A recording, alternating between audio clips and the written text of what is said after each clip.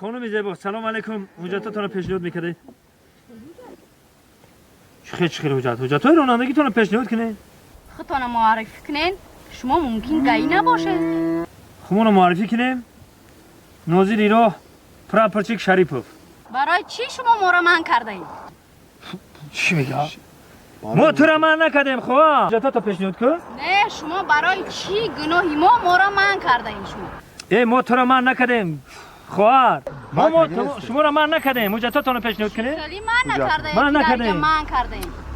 ما همین را منع کردیم؟ نه منع کردیم. ما تو را منع نکردیم خواهر جان. حجتات اومده؟ حجتات آخی شما برای چی ما رو منع کردین؟ چی گناه کردین؟ ما تو را منع نکردیم. حجتات پیشنهاد کن. حجت را بیار. شما برای چی ما من کداگی نیستم. ما تو را منع نکردیم خواهر. یه بار پیش نگاه کن.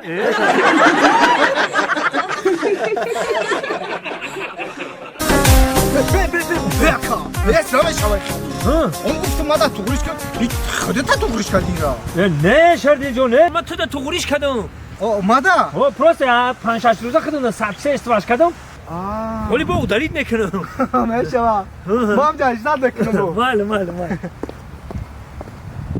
زاتو دا خودش ماده کو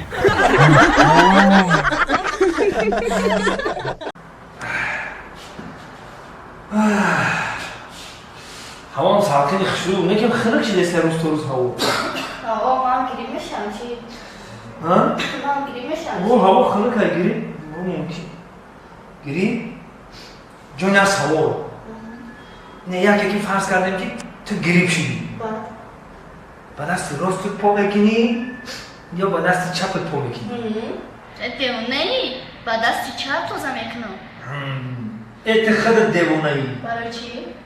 و تو باید نمالچه پا میکردی